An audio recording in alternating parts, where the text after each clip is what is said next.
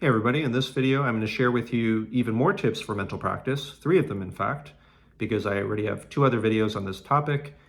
And I think the first one was just 4 tips for mental practice for pianists and other musicians. And the second one was just 3 more tips for mental practice. So with the 3 that are in this video, I'm actually sharing 10 ideas for mental practice overall in this little mini series on mental practice. And on this channel in general, I hope to share with you strategies, mindsets, methods, and so on of my own creation that will help you in your piano playing and hopefully in other areas as well. And I'll preface with a few things here. So first, when I'm talking about mental practice, I'm actually referring to imagination of the sight, sound, and touch of you playing your instrument, not imagination of the sheet music. And on a personal note, I'll also share, and I think I said this in my previous video, I ironically am not very good at picturing visual things, maybe in the normal sense. Like I have difficulty picturing people's faces for sure. And if you ask me to imagine a baseball, imagine like an orange or any other random physical object, I'd say my representation of that in my mind's eye is somewhat abstract. And I remember having a student, she, while seated at the piano, basically said, oh, if I close my eyes and do mental practice, it's pretty much the same as if I had my eyes open. And that was really surprising to me because I am not able to see, again, internally in my mind's eye, exactly the same as when my eyes are open. And if you think about it, though, we technically do not even need our sight to play the piano. Sight is really just a luxury. It's really the touch and sound that are more important. And those are the senses that for me are a little more concretely defined. So I kind of think of my own mental practice almost as a blind person's mental practice sometimes, because my other 2 senses, I feel in many ways are even more refined. So if you're like me, you visually think about things a little bit more abstractly, it will not stop you from doing excellent mental practice. So I just want to say that at the outset here. Now, in terms of the actual tips, the first one I'd say is just to do a lot more eyes closed practice. Now, a lot of these ideas, they're going to apply to physical practice as well too, but they will have profound implications for mental practice. Really, the physical and mental, they're very intertwined. The physical practice will help the mental practice, and then the mental will in turn help the physical over and over again. So with eyes closed practice, you will definitely, having removed the sense of sight, be cultivating your senses of touch and of hearing. So when you do mental practice, your imagination of them will be greatly improved, of course. And I'll focus more on sense of touch here.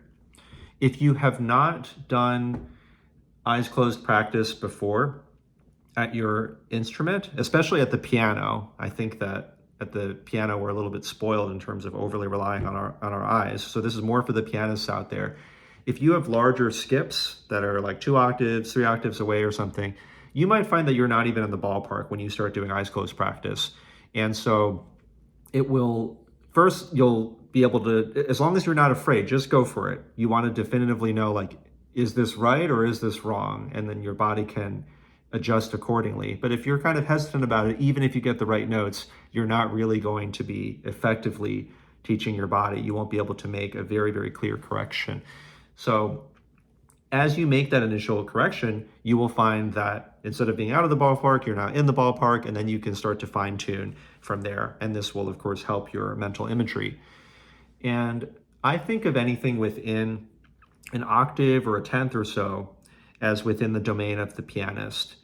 Like I have such sensitivity to sense of touch and distance, hopefully all around, but especially within these relatively smaller distances.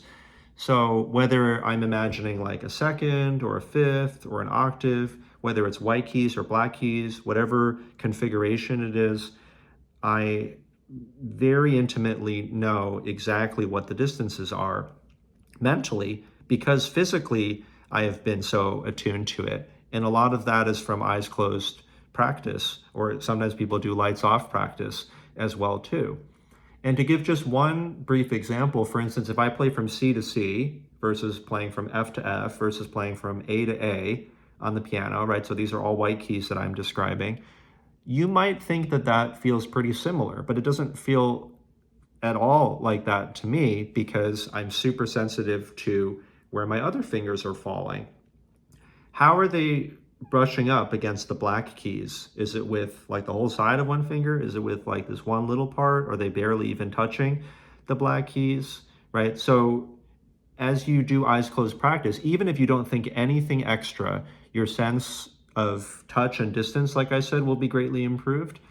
But if on top of that, you are reflecting, you are meditating in the moment on how that feels, you are making lots of careful observations, you're reflecting away from the instrument as well too, that will even greatly accelerate the process further.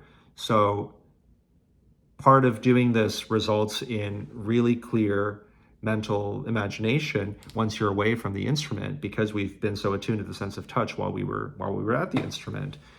And of course, it does great things for sense of listening as well too. But for this, I think I'm just going to move ahead to my second tip or idea here. And this is just the idea of always singing or singing the line to yourself as you're playing. And this can be, I think here I just wrote sing line to yourself. So you're singing to yourself, and it could be literal, or of course it could be in your mind as well. Now for each of these tips, again, like I was saying earlier, they're going to have effects on physical practice. They're going to have effects on your overall musicianship and everything as well. Here I'm in terms of relation to mental practice, I take this for granted a little bit because I've sung for very much of my life. I am struck by how a lot of the time, if you ask students to sing through a section of their piece or sing through the whole piece, assuming that they're not too shy, and that's not like the limiting factor there, they're not really able to do it. And so if that's the case, it is rather difficult to mentally imagine through areas if you do not even know how it goes, right? So let's say that you're a beginner student working with me and you're working on Fiorellis. It's still a pretty long piece of music for a total beginner, right? It's a challenging piece. And we have an A section with initial musical material. Then we have a B section with different musical material. Then we have A section again, where the first material came back. Then we have a C section, which is different from any of the preceding material. And then we have the A section again at the end. And within this larger form, we have repeats that are big and small. We have some things that are similar and yet not exactly the same. And I think it's a really good thought experiment. I mean, you can literally do it or you can just think through it. If I say, hey student, can you just kind of, as a one-person a cappella performance, don't care about quality of, singing. It doesn't matter if you have a beautiful voice or not. I just care about assessing your ear memory, whether you can remember your way through the whole piece, right? And we'll discover some big things here. So they might sing through the A and then they might get lost. They don't actually remember if they're supposed to repeat or not. When they get to the B section, they're a little bit unsure about this similar yet not exactly the same part. Is it this part or is it this part? They might lose track of the larger form at a macro level, or they might forget some kind of minute detail at the micro level. And when I'm talking about singing or humming, it could be just on like a da da da da da. Like it doesn't have to be solfege, do, re, mi, fa, sol syllables. It doesn't have to be any kind of formalized system. We're really just testing, or I'm just really trying to see whether you remember the piece overall. And of course, we can't sing multiple things at once typically. So usually we're singing the melody. And in order to know what the melody is, if I ask you, hey, how does that go? How does that part go? Usually the melody is the part that you would hum. The part that you wouldn't hum is the accompaniment, or the parts that are less important.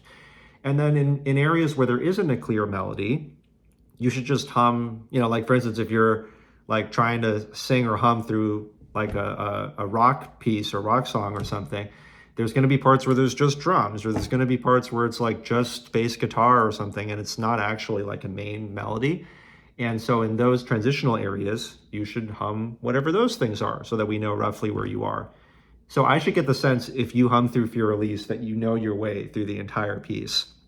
If you don't know certain areas, that's what you should focus on when you get back to the instrument. That's what you should focus on when you're listening to recordings and so on.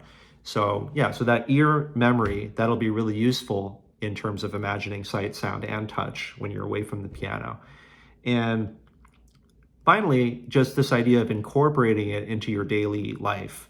So I have quite a few videos on mental practice now. If you search David Chang mental practice, you will find shorts of me like a crazy person, just like doing mental practice in some like public areas and things.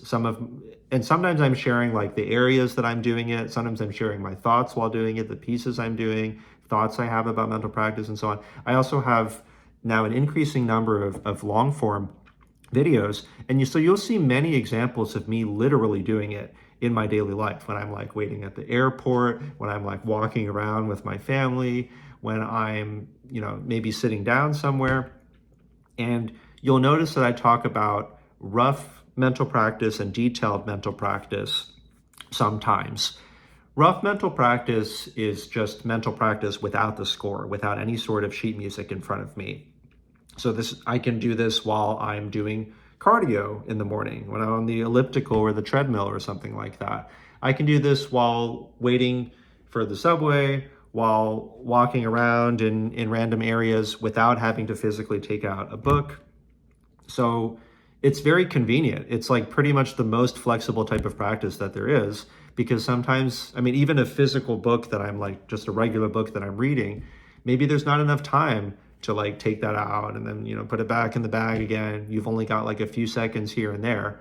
Well, no matter where you are, no matter what situation you're in, maybe you're in a really boring situation, you can be doing mental practice.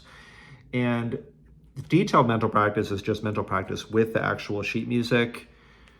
Lots of variations of both of these, but basically any area, anywhere where you could have taken out a regular book to read, you can take out your actual sheet music.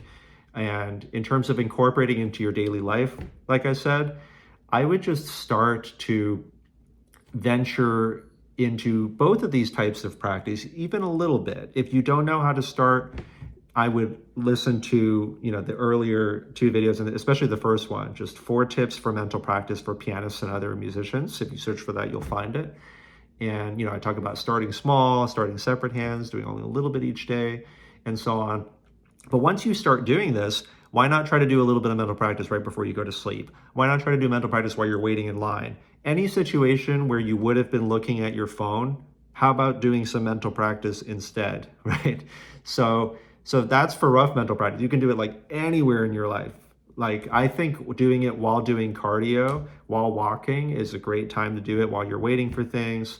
Like when you're just bored, when there's awkward little transitional areas, when somebody's late for their meeting and they're not showing up.